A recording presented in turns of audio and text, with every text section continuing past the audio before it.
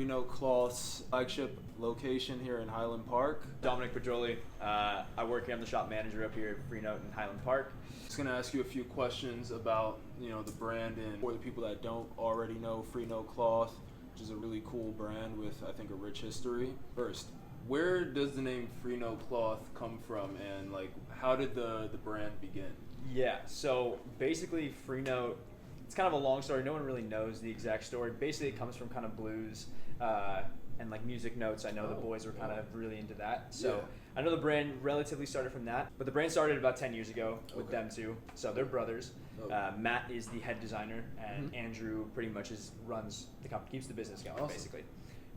So they lived in Florida, and then they moved out here, and then they've been here making clothes ever since. So they're big into surfing communities. That's kind of what Freenote is. It's parts of surfing culture, some of it's Americana, Western, some of it's motorcycle. It's all over the place. Yeah. For everyone. Some for everyone, exactly. Yeah. So it started with that. Matt and them worked for Volcom and a few different brands. And then they kind of branched off and decided to create this, do their own thing, and that's kind of how the brand started. We've been here for almost 8 years. And when this shop opened, dude, there was like nothing in here. It was just a rack in here. We had bunk beds in the back. The boys would come, they would sleep here, surf in Malibu, and come back. And that's really how the brand kind of grew, especially the shop here in Highland Park. Highland wasn't the best 7 or 8 years ago. We were pretty much the only ones on the block. And then now it's just grown and grown and grown. And same with the shop at this point. Do you have one other physical location? Yes, our headquarters, which is down in San Juan Capistrano. Okay, cool. Yes. Why this location? Like, how did this location become the flagship? Well, one, at that time, rent was cheap, so that was nice. Helps. But I think LA was always the next move for them. We're a smaller brand. It's hard to constantly be moving products around. So we need somewhere close enough that we could get to all the time, and somewhere that would actually have enough traffic to make us money. And so Highland kind of was that area, at least at the time. And then I would love to say that the boys knew that it was going to turn into Highland Park at this point. Just luck, it worked out. We're always in talks about opening up another shop. We'll just have to wait to see where it lays and figure it out from there. You guys offer a ton of product. You also have a really cool curation of offerings from friends of the brand. What item do you say best represents Freenote Cloth? At this point, I don't know if it best represents us. I think it was the item that definitely put us on the map is our wax canvas rider's jacket. When I was in Yellowstone? Okay. Hence why I kind of put it on. So we did the rider's jacket on Yellowstone, and that kind of blew up, and now it's been definitely a #1 production item for us for a long time. For us, it's the thing that got lucky and skyrocketed. It's the brand is so much, that we all love the wax canvas jacket, but rarely do we all wear it.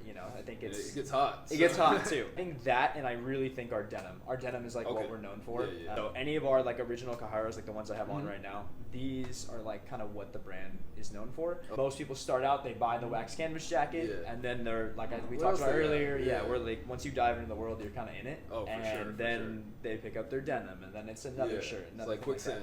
So I think the wax jacket is the way for people to get into to any raw denim Americana brand, and then I think they kind of just jump around from there. When it first started, was there a full lineup? Or I'm not sure. I believe the denim was first, and I think that was the first kind of thing that Matt started working with. It could have been a shirt, it could have been Hawaiian, I don't know. But I would take a guess and say the denim was number one. This one's for the denim fans. What is the difference between raw denim and selvage denim? So raw just means it hasn't been washed, hasn't been touched, anything like that. And then selvage denim is self-edged. So it just means it has an ID line on the side of here. So these are just the ID lines. Denim, like this denim is raw selvage denim. So it's both. Everything's all raw selvage for us. Cool. Different weights. So our standard weight is like 14.5 ounces, and then we'll go as high as 23, and used to go as low as 12, and now at this time in season we're going to be down to 13 ounces.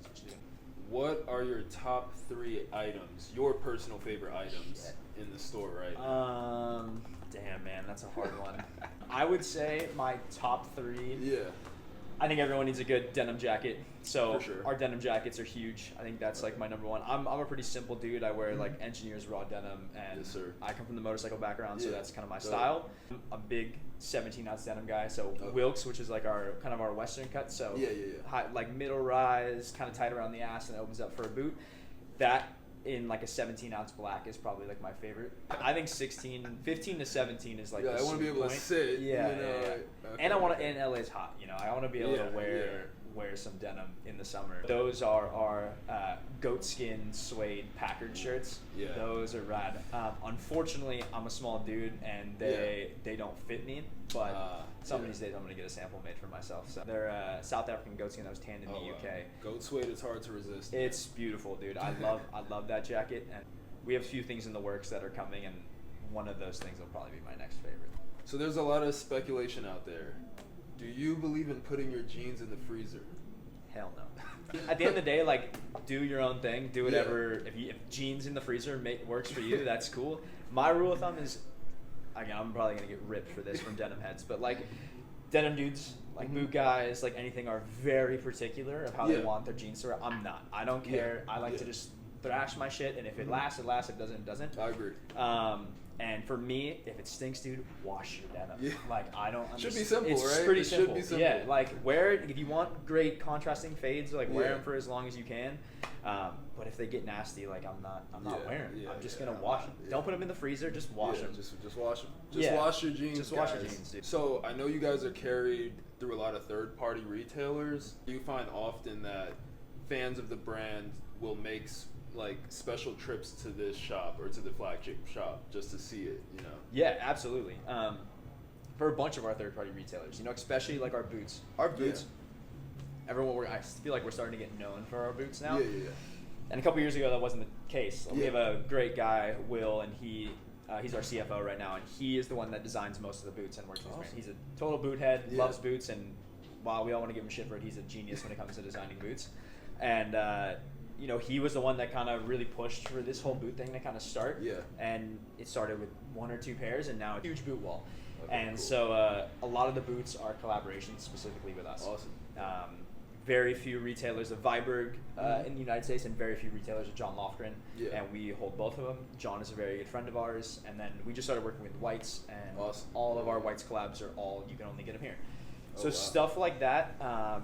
Any jewelry stuff. Anytime we do a collaboration piece, we definitely have people coming from all over. A ton of guys from Japan coming over that want stuff. For sure. You know, we Big get heritage scene there. huge, dude. They're on another level. Do more Americana than like Oh, America. way more.